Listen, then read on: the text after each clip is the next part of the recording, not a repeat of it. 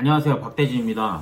오늘은 개정된 간이가세자 제도에 대해서 간략하게만 알아볼 건데, 오늘은 일요일이네요. 일요일이지만 제가 돈을 벌려고 유튜브를 그런 건 아니고, 간이가세 제도가 20여 년 만에 내년에 개정이 되거든요. 근데 이에 대해서 저한테 또 엄청나게 많은 질문들을 주셔가지고, 도대체 그 질문들은 누가 주는지 그래서 짧게나마 치고 빠지려고 했는데, 또 설명하고 싶은 부분이 또 하다 보니까 많아져가지고 오늘도 블로그 원고를 작성을 미리 해놨습니다. 그러니까 오늘도 PC를 시청하시는 분들은 한쪽에는 블로그 원고를 띄워 두셔서 제 영상은 굳이 얼굴을 보지 마시고 한쪽으로 듣기만 하면서 귀로 들으면서 원고를 보시면서 설명을 들으시면 더욱더 효과적인 영상이 될 것 같습니다. 자, 20여 년 만에 간이가세자 제도가 조금 수정이 된다고 아까 말씀드렸어요. 근데 왜 수정이 이렇게 전에부터 계획이 되었던 건지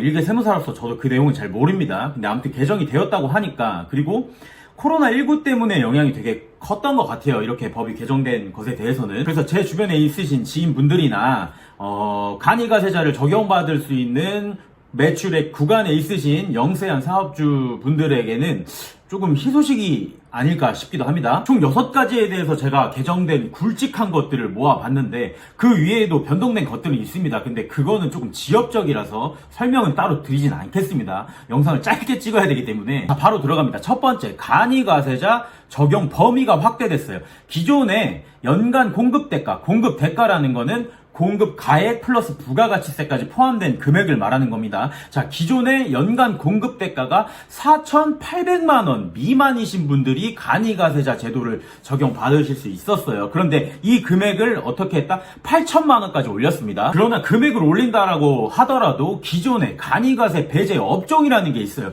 일정한 업종을 영위하시는 분들은 공급 대가에 관계없이 나라에서 간이가세 적용할 수 없다고 정해놨습니다. 그 업종 중에 과세 유흥장소 그리고 부동산 임대업 하시는 분들은 기존 금액 동일하게 4,800만 원 미만인 자만 간이가세 제도를 적용받을 수 있습니다. 그리고 금액이 오르거나 말거나 저처럼 전문 자격 사업을 사업으로 하시는 분들은 어차피 간이가세자 적용 못 받습니다. 그러니까 올해 기준으로 잡은 매출액으로 내년 하반기부터 간이가세 제도를 적용받으시는 거예요. 자, 그리고 제가 원고에는 유형 1, 2라고 해가지고 유형 1 간이가세자, 유형 2 간이가세자 이렇게 나눠는 놨는데 사실 쓸모는 없는 유형입니다. 그냥 하다 보니까 이렇게 글을 짧게 쓰려고 하다 보니까 이렇게 나눠 놓은 거고, 유형 1의 간이가세자, 즉 4,800만 원 미만이신 분들은 그냥 납부 의무가 면제돼요. 이건 좀 설명을 드리겠습니다. 그러니까 유형 2의 간이가세자에 집중하시면 되는 거죠. 유형 2가 뭐냐면 4,800만 원 이상 8천만 원 미만이신 분들. 자, 바로 두 번째 가겠습니다. 두 번째는 방금 말씀드린 납부 의무 면제라고 해놨어요. 그러니까 일정의 미만이면, 공급 대가가 일정의 미만이면 나라에서 너는 부가가치세 아예 내지 마, 내가 면제해줄 거야. 왜? 너무 영세하니까 너는 봐주겠어 라고 하는 금액이 있어요.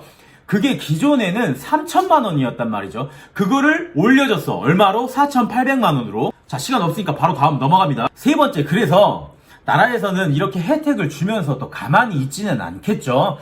그래서 추가된 게 뭐냐면 세 번째, 세금 계산서 발급 의무를 부과했습니다. 원칙적으로 세금 계산서는 일반 과세자만 발급을 하는 게 의무였어요. 그런데 이 간이가세자 적용 범위를 확대시키면서 8천만 원까지 확대를 시켰죠. 그분들이 지금 올해 2020년도에는 다 일반 과세자 분들이시란 말이야. 왜냐하면 4,800만 원은 넘었을 테니까. 그러니까 동일하게 일전에 세금 계산서를 부과했던 일반 과세자와 동일하게 간이가세자로 넘어오더라도 세금계산서는 계속 발행을 하라는 거죠. 그럼에도 불구하고 신규 사업자 분들은 세금계산서 발급 안 하셔도 됩니다. 네 번째로 바로 넘어갑니다. 이 네 번째 항목은 설명을 좀 깊게 들어가야 되는 부분인데 오늘 짧게만 설명해야 돼가지고 어떻게 설명할지 많은 고민을 하다가 어쨌든 설명을 한번 해보겠습니다. 자, 우리가 적격증빙이라고 한 번쯤은 들어보셨을 거예요. 그 적격증빙이 뭐냐면 보통 부가가치세 매입 공제가 가능한 적격증빙 또는 경비 처리가 가능한 적격증빙 이런 게 있어요. 그런데 큰 틀로 4개로 나눕니다. 첫 번째가 세금 계산서, 두 번째가 신용카드 매출 발행 전표, 그리고 세 번째가 계산서, 네 번째가 영수증 이렇게 있습니다. 그런데 그 중에서 신용카드 매출 전표라는 게 있어요. 그러니까 쉽게 생각해서 짧게만 얘기하자면 우리가 신용카드로 음식점 가가지고 긁어. 그러면 영수증 발행해 드릴까요? 할 때 그 영수증이야. 신용카드 매출 전표가. 쉽게 생각하자면 그겁니다. 당연히 이 신용카드 매출 전표에는 부가가치세가 별도로 표기되어 있어야 됩니다. 왜냐하면 세금 계산서와 같은 기능을 하기 위해서겠죠. 어쨌든 세금 계산서와 같은 기능을 하는 적격 증빙이기 때문에 기존에는 이 신용카드 매출 전표를 일반 과세자로부터 수령하는 경우에만 매입세 공제가 가능했어요. 그런데 지금은 간이가세자로부터 수령하는 경우라고 하더라도 매입세 공제가 가능한 걸로 바꿨다는 얘기죠. 자, 예를 들어서 내가 직원들을 데리고 돈가스를 먹으러 갔어. 근데 현금은 안 챙기고 내 사업용 카드만 챙겼다라는 가정을 해봅시다. 자, 그럼 밥을 맛있게 먹고 신용카드로 결제를 하겠죠.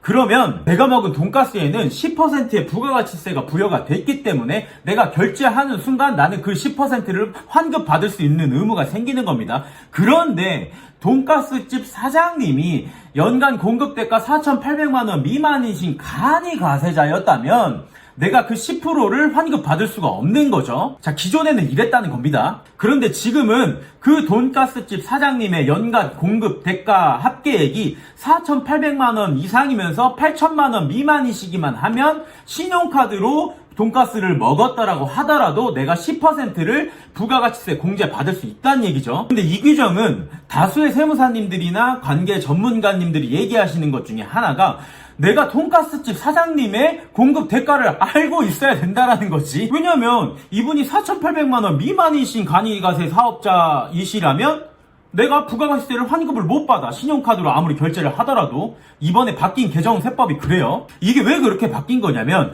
앞서서 말씀드렸듯이 유형 2에 해당하시는 간이가세자분들 4,800만원 이상 8,000만원 미만이신 간이가세자분들이 세금계산서 의무 발급을 하라고 나라에서 시켰단 말이야.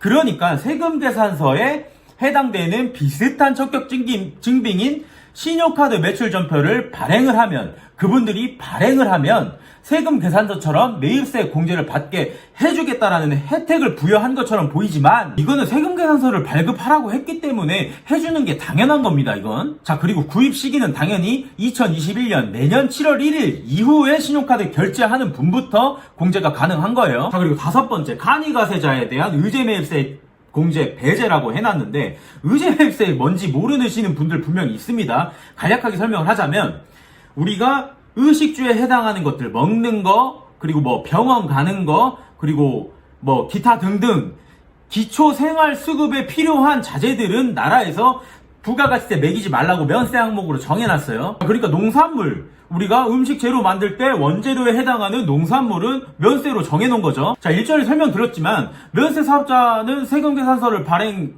할 수가 없습니다. 그러니까 매입세 공제가 안 되겠죠. 그러면 돈가스집 사장님은 매입세 공제 다 못 받으면 어떡할 거야? 너무 억울하잖아. 그러니까 그 농산물, 돈가스 원재료, 고기를 파시는 사업자로부터 면세 계산서를 받으면 그 계산서의 금액의 합계액에 일정률을 곱해서 매입세 공제처럼 조금의 일정의 매입세 공제를 해주겠다라는 제도가 의제 매입세 공제야. 어쨌든 그런 게 있는데 원래 이 의제 매입세 공제는 일반 가세자나 간이가세자나 가리지 않고 모두 다 적용을 시켜줬어요. 왜냐면 돈가스집 사장님이 일반 가세자건 돈을 많이 버시는 사장님이건 돈을 적게 버시는 사장님이건 같은 고기를 공급받는다는 거는 달라지지 않잖아. 반말 죄송해요. 그런데 이번에 세법 개정이 되면서 간이가세자는 의제매입세 공제를 배제하겠다라고 그냥 명시를 바로 해놨어요. 자, 그 이유가 뭐냐면 자, 보고 읽어드릴게요. 간이가세자가 기존 일반 가세자에서 간이가세자를 읽는 걸 더 못해. 간이가세자가 기존 일반 가세자에서 간이가세자로 전환되는 경우 납부세 계산 시 부가가치율에 면세 농산물 등의 매입액이 반영되어 있어 간이가세자에 대한 의제매입세 공제는 중복공제에 해당한다. 이거 기획재정부가 내놓은 거 제가 그대로 읽은 겁니다. 그런데 저도 이거 무슨 소린지 모르겠어요. 뭐 저라고 다 할 수는 없잖아. 저도 어차피 다 공부해서 하는 건데. 어쨌든 이번에 개정이 되면서 간이가세자에게 의제매입세 공제를 배제한다는 내용에 대해서는 저도 조금 더 심도 있게 공부를 해보고 반드시 설명을 한번 해드리도록 하겠습니다. 자, 그리고 마지막 여섯 번째, 빨리 하고 집에 갈 거예요.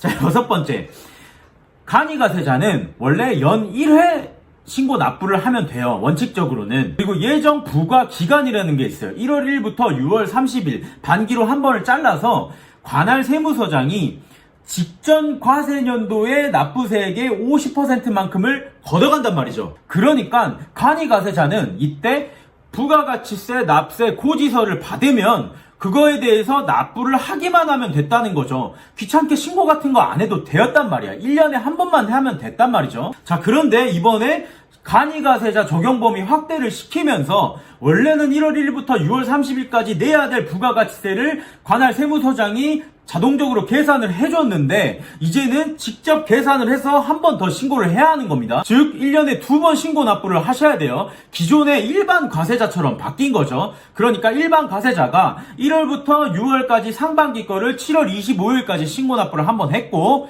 자 7월 1일부터 12월 31일까지 1월 25일 날, 다음에 1월 25일까지 신고 납부를 한 번 더 이렇게 총 2번을 했다고 하면 이제 간이가세자도 이렇게 일반 가세자처럼 2번을 신고 납부해야 되는 거예요. 겐세이가 많이 늘었다. 자, 좋은 우리말이 있으니까 일본말 쓰지 마세요. 그러니까 조금 더 간섭을 하겠다라는 거죠. 그러니까 이거에는 두 가지 의미가 숨어 있는 거예요. 조금 더 간섭을 하겠다라는 의미랑 과세 행정이 미비하니까, 왜냐하면 간이가세자를 지금 많이 시켜줄 거라니까. 그런데 국세공무원은 제한되어 있어. 간이가세자를 늘렸다라고 해서 국세공무원을 더 뽑지 않는단 말이야. 그러니까 조금 힘드니까 직접 신고 납부를 한 번 더 해라, 이 뜻이겠죠? 자, 이렇게 오늘은 완전히 간략하게만 제가 곁다리의 설명들은 오늘 완전히 다 잘라냈어요. 하고 싶은 말이 무지 많은데 여기에 걸쳐진 내용들을 다 설명하자면 뭐 의제 매입, 신용카드 매출 전표, 적격증비 이런 거 다 설명을 하려면 시간이 너무 오래 걸려.